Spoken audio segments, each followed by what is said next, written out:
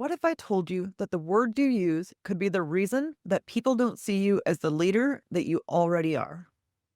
In this episode, we're breaking down the language used that minimizes your authority and how you can flip it. Be confident, be bold, be authentic, but don't forget to take action. This is Ordinary to Badass, where our stories empower women to step into the spotlight of their own lives and pursue what they're truly passionate about. It's time to step into the arena and become more than just extraordinary. It's time to become a badass with your host, Marie Sonneman.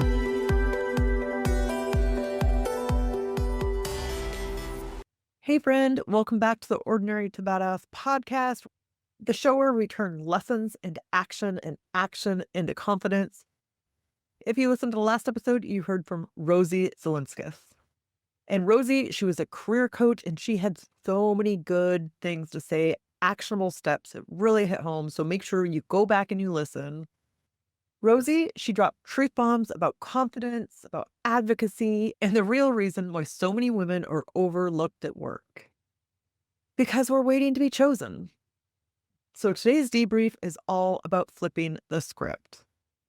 Because this is something that I heard once and it has hit me powerfully. You don't get what you deserve, you get what you ask for. Let me say that again. You don't get what you deserve, you get what you ask for. So the words that we're speaking, they are so important. So typically now is the time where I would get into my ordinary moment from the week or my badass moment, the takeaway. Well, I'm not going to do that today. Today, we're just going to keep on rolling and I'm going to incorporate that a little bit later in the show because it just so happened that it absolutely fits with what we're talking about here today. And funny enough, I did not plan it. So thank you, universe. And if you're loving this episode, this podcast, share it with a friend or go on to Apple and leave a 5-star rating or review. Every single time you do that, it helps other badasses just like you to find the show. And I am so grateful because the more this show grows, the more I can put more episodes out and contribute more time to it. I love being here talking with you. I just want to be making an impact. I want to get this in the hands of so many other badass women, but I need your help. Okay, now we can get into the episode. Okay, something Rosie said that hit hard for me was the language that we use minimizes the value that we bring to the table. I thought that was so powerful because we often don't think about the language that we're using. As women, we're brought up to be people pleasers and to make everybody happy. And so bold, assertive language isn't exactly our thing, or it's not something that was taught to us. So if you're using the things we talk about in this episode, like if you're using this language that might come across as insecure, then don't blame yourself because guess what? Most of us have all done it. I know I still catch myself doing these things. It's just something to be aware of, something you can work on and switch over time. Because like I said, I still fall into these traps. So yeah, the words you use, they have an impact. They give others a certain impression of you. And the people in power, the people making decisions, they might think that you sound uncertain. And then they just assume you are. So here's the shift we want to make. This week's reminder, stop editing your authority. Here are some words or some phrases we can swap out to sound more authoritative. Instead of, does this make sense? Try, here's what this means.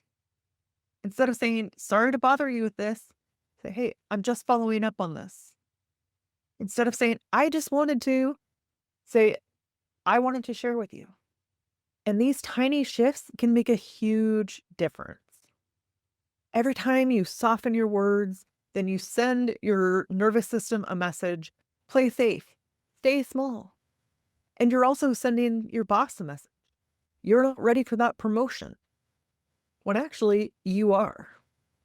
And when you speak with clarity, your body realizes, I belong here. And guess what? Other people realize it too. They will see the confidence in you. So let me talk a little bit about how this has worked in my life. I have caught myself saying sorry and I think. Both of those things, they drive me bonkers now. I still catch myself saying them, but I'm aware, and if I can help it, I don't. I don't think this was just me though, because I hear plenty of other women do the same thing. I'm sorry. Ugh, I hate it. Like, yes, there's a place and time to apologize. I'm not saying don't do that. But sometimes it seems like women, like we're apologizing for taking up space, for just being in the room. And that's bullshit. I'm just going to say that bullshit. We should not have to do that. And I think it just comes from habit, from just how we're raised, and from just trying to fit in and make everybody happy and appease everybody. Be a good girl. Stop saying I'm sorry so much. I think once you notice it, it's like, oh man, I really do say that a lot, right? So it's something at least to be aware of, like to catch yourself when you say you're sorry. Or there's times when like I will be in the wrong and I am essentially running into somebody. They're like, oh, I'm sorry. And it was like, no, that was completely me. Not that I did it on purpose, but like it just always blows my mind when I hear a female being like, I'm sorry. And it wasn't even their fault at all. And I do the same thing. I'm not even acting like I don't, but like now that I recognize it, one of those things that irritates me.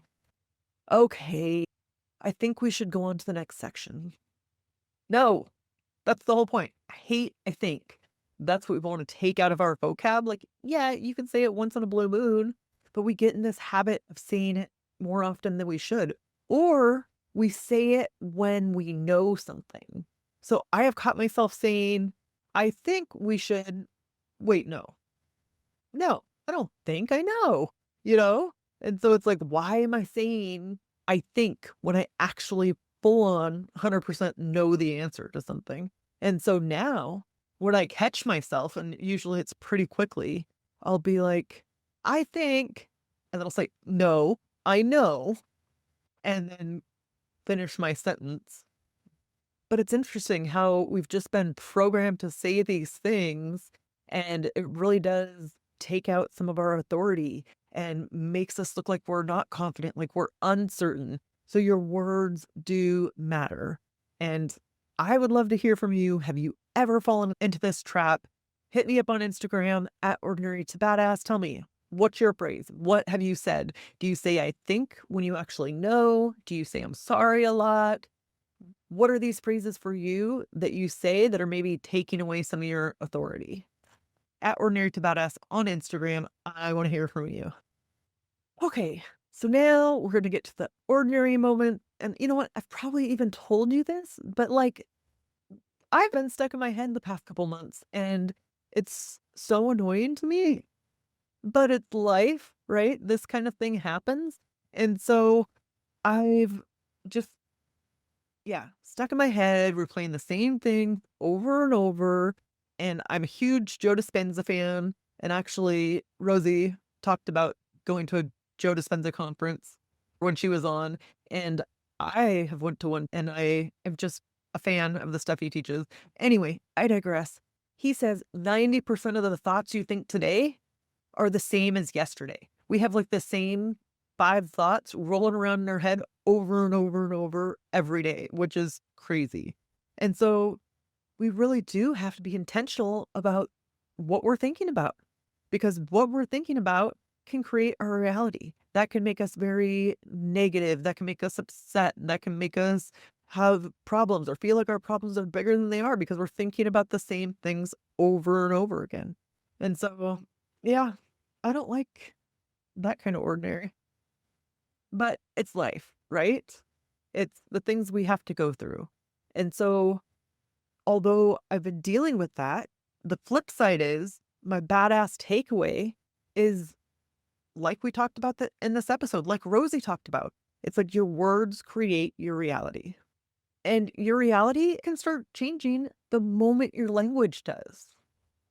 So ask yourself this week, where am I minimizing the value that I bring? Through my words, through my tone, or silence?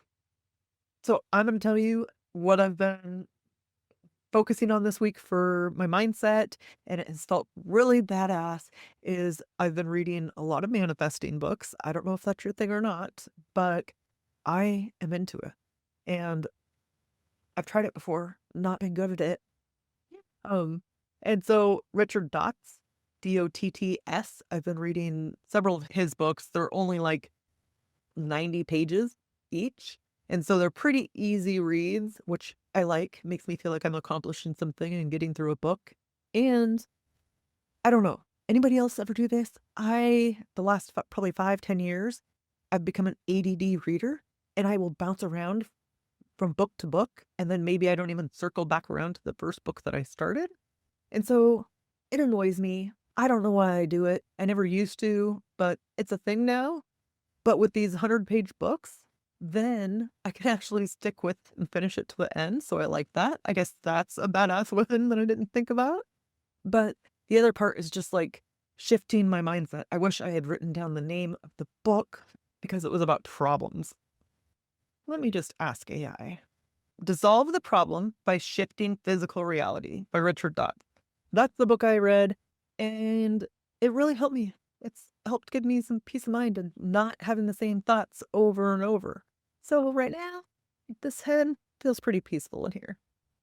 So yeah, I don't know. I think that's one thing that I have been good at is like, if something is not working for me, then I am going to go on YouTube. I am going to read as many books as I can. I'm going to find a solution, find something that works for me, find something that helps me. And so then that feels badass. It's like, yeah, I struggled, but then I got through it, right? I found a way through it. And that's what I would say to you. Too many people are giving up. They think, I don't know the answer. Crap. It just is what it is. But you can do it. I know you can do it.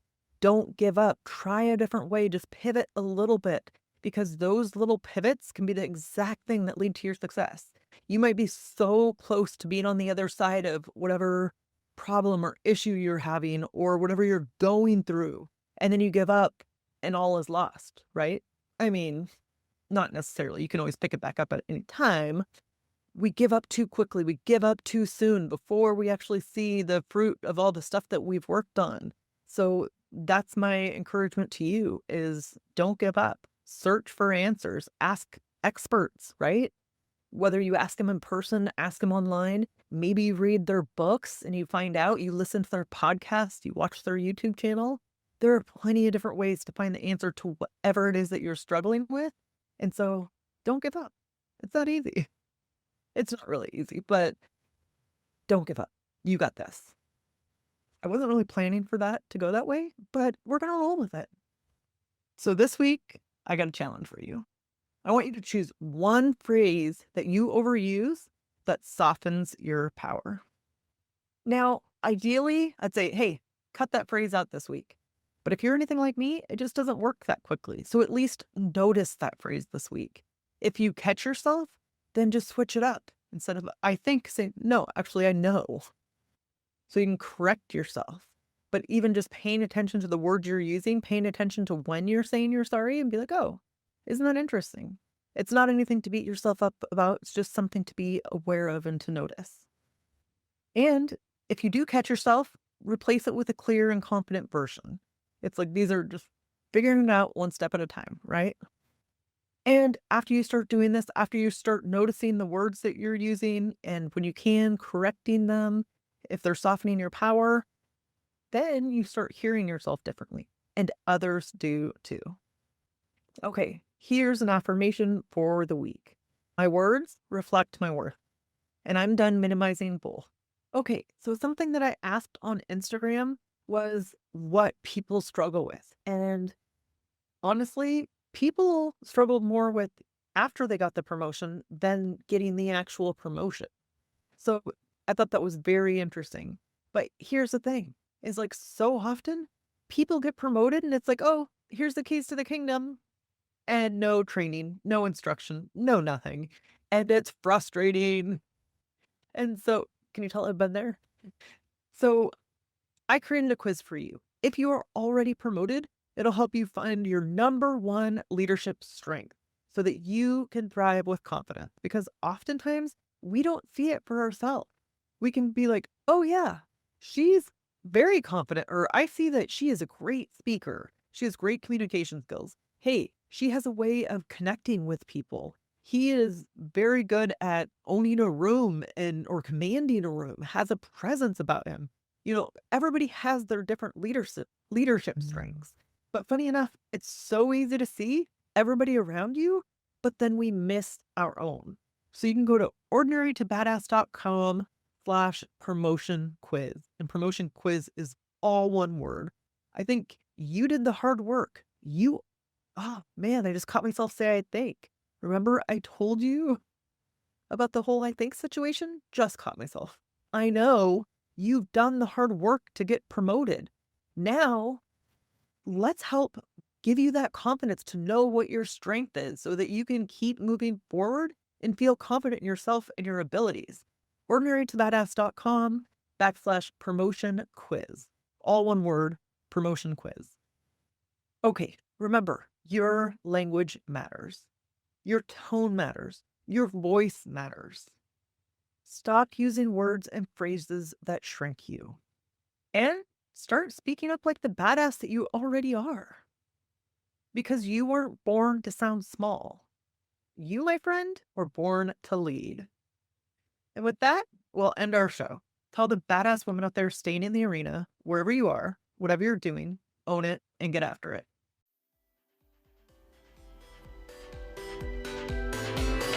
Now that you've listened to this episode of Ordinary to Badass, we want to hear from you. Go to our website, ordinarytobadass.com/podcast, and submit your own experience on how you took your life from ordinary to badass and get the chance to be on a future spotlight episode of the show. That's ordinarytobadass.com/podcast. While you're waiting for the next episode of the show, wipe off the sweat, dust off the dirt, and get back in the arena.